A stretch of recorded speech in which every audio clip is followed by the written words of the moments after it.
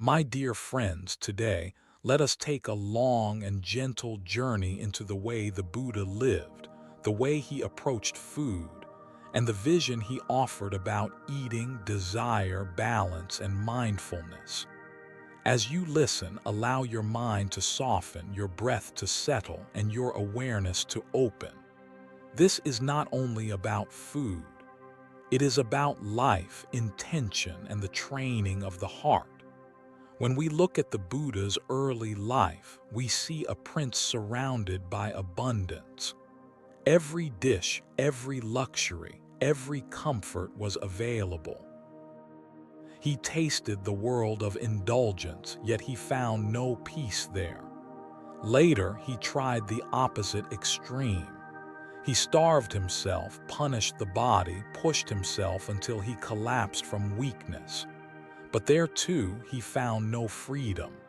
From these two extremes, he discovered the middle path, and this wisdom became the foundation of how he understood eating.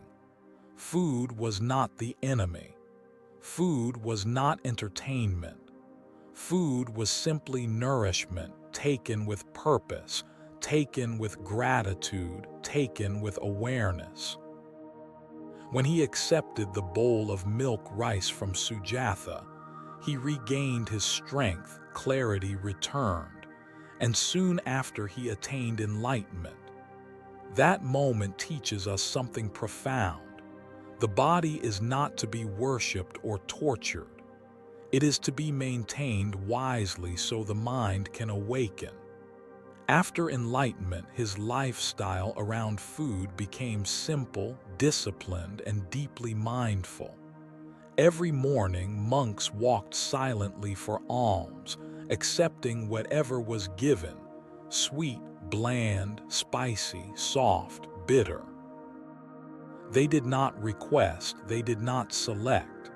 They accepted with gratitude. They ate to live, not lived to eat. Imagine how peaceful the mind becomes when preferences loosen and gratitude grows.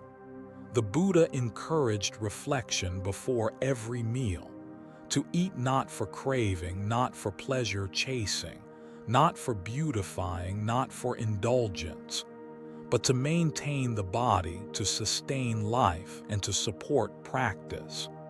When we adopt even a small piece of this reflection, eating becomes a meditation. The first touch of food on the tongue becomes mindfulness. The act of chewing becomes mindfulness. The awareness of fullness becomes mindfulness. In our modern world, people eat while scrolling, watching, rushing, or worrying. Eating has become automatic. The Buddha's way invites us to return to awareness. When we slow down, taste fully, notice how the body feels, and stop before heaviness arises, we experience the difference between craving and nourishment. He taught moderation, not too much, not too little. He once advised a king who suffered from overeating. The king felt heavy, tired, and restless. The Buddha gently suggested eating less, stopping before fullness. The king followed this guidance and soon regained energy, clarity, and comfort. This lesson remains timeless. When we overconsume, the mind dulls. When we eat mindfully, the mind brightens. Another part of Buddhist eating is contentment. Not chasing rare foods, not demanding special meals. Even today, monks live on whatever is offered. This teaches humility, gratitude, and freedom from addiction to taste. The Buddha wanted people to see food as part of an interconnected chain. The farmers, the rain, the sun, the soil, the cooks, the community. When we see this interdependence, food becomes a reminder of compassion. Compassion extends to our choices.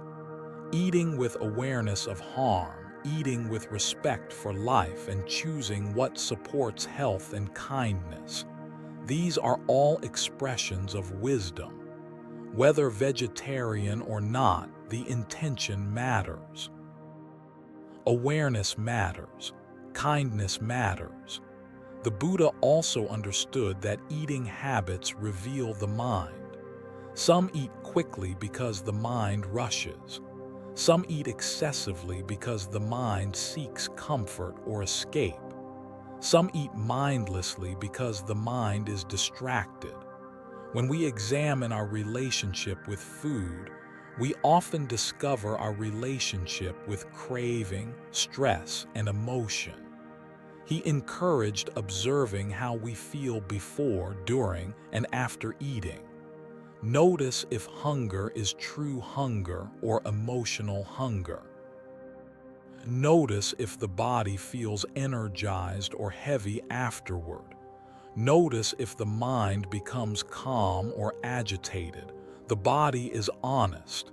It teaches us gently when we pay attention. He advised stopping before fullness, leaving part of the stomach empty. This supports meditation, sleep, clarity, and physical well-being. Light eating creates a light mind. Heavy eating creates a heavy mind. And the difference becomes clear when we practice consistently. Throughout his life, even when respected by kings and followed by thousands, the Buddha remained humble in his eating. He walked for alms. He accepted whatever was given. He lived simply, ate mindfully, and remained free from attachment. His life itself was a teaching. Imagine bringing this into your modern life. Sitting down to eat without distraction, appreciating the food, chewing slowly, breathing gently, not rushing, not forcing, not chasing taste after taste. Eating becomes a peaceful ritual rather than a habit. Gratitude transforms the heart. Gratitude for the food. Gratitude for the body. Gratitude for nature. Gratitude for the moment. Gratitude softens greed, anger, jealousy, and restlessness. Even one mindful meal a day can shift emotional patterns. As you continue listening, reflect on your own habits. Do you eat too fast? Do you eat when stressed? Do you keep eating even after comfort has ended? Do you use food as distraction? The Buddha invites not judgment but understanding. Understanding opens the door to transformation. When we choose mindful eating, we choose health. When we stop before heaviness, we choose clarity. When we avoid harming others through food choices, we choose compassion. When we appreciate what we receive, we choose gratitude. Toward the final years of his life, the Buddha continued the same eating discipline. Simple meals, morning only, minimum attachment, maximum awareness. His consistency itself was a teaching. Liberation is supported by the way we live each ordinary moment. As these 30 minutes come toward their close, let these insights settle deeply. The Buddha never asked people to starve or reject taste. He simply asked them to understand desire, choose moderation, and cultivate mindfulness. Eating is a daily opportunity to practice wisdom. Every meal can either strengthen craving or strengthen awareness. The choice is ours. Let your next meal be a quiet meditation. Sit calmly. Notice the colors, the textures, the aroma. Eat slowly. Feel each bite. Stop when the body says enough. Let eating become a practice of peace. May your meals nourish your body. May your mindfulness nourish your mind. May your compassion nourish your heart.